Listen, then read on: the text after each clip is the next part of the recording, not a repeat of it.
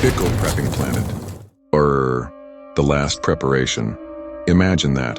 It doesn't start with explosions or the dramatic collapse of cities. It begins with a cough, a sniffle, and a fever. You see it on the news. H5Z, they call it.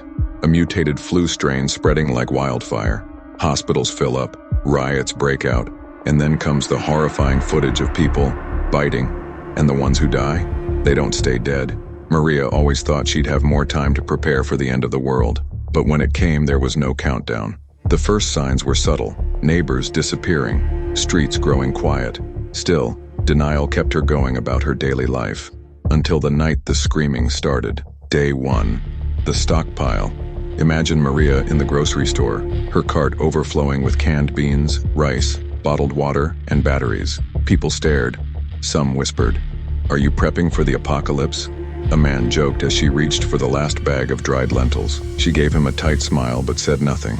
She knew she'd look crazy until it was too late. Her father's voice echoed in her memory. Better to have it and not need it than to need it and not have it. He was gone now, but his words had shaped her. The endless online prepping forums, the books about self-reliance. She had thought it was all just a hobby. Now it was her lifeline. Day 3. Building the fortress. Maria's house wasn't built for safety. It was a modest suburban home with wide windows and a back door that stuck on humid days.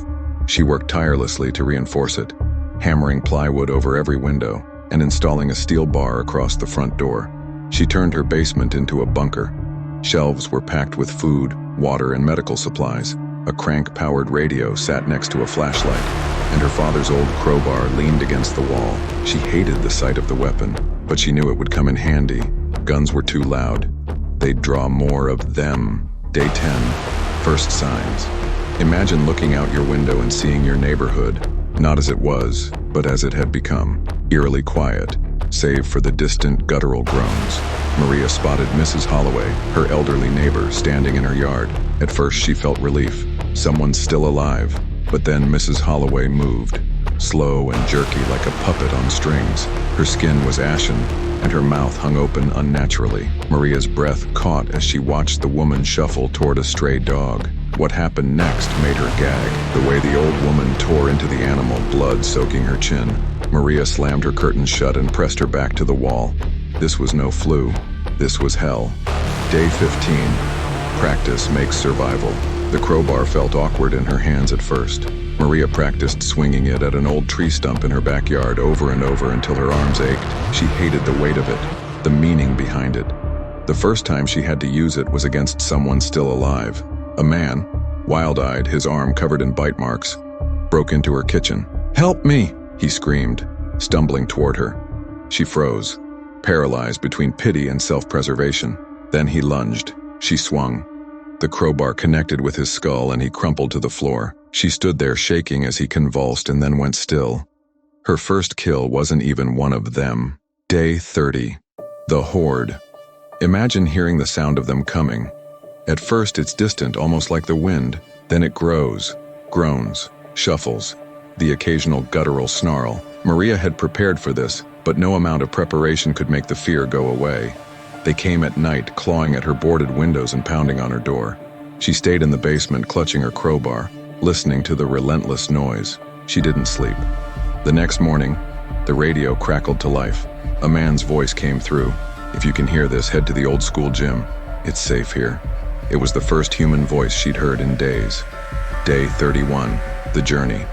Imagine stepping outside for the first time in weeks. Your heart pounding as you take in the world you used to know. It's unrecognizable. The air is thick with the stench of decay. The streets are littered with abandoned cars, smashed windows, and bloodstains. Maria packed a bag with essentials and strapped her crowbar to her side. She stuck to side streets and alleys, avoiding main roads where they gathered in packs.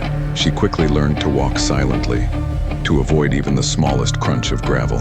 Her first encounter was with a child, no older than 10, her face gray and eyes lifeless. Maria hesitated, her hands trembling. The child stumbled toward her, teeth bared. "I'm so sorry," Maria whispered as she swung. Day 35. False hope. When Maria reached the gym, she wasn't met with salvation. The doors were locked and voices inside shouted, "Go away! We can't take any more." She pounded on the door, screaming, "Please, I'm not infected." But no one came. Imagine the realization setting in, that survival isn't about finding safety. It's about learning to live with the fear, the isolation, the weight of impossible choices. Maria turned back to the empty streets, her crowbar in hand. She didn't know where she was going, but she kept walking, because sometimes survival is the only option left. Relatable takeaway. Imagine that. Prepping for the apocalypse isn't just about supplies or weapons. It's about confronting the parts of yourself you never wanted to see. The fear, the desperation, and the resilience you didn't know you had.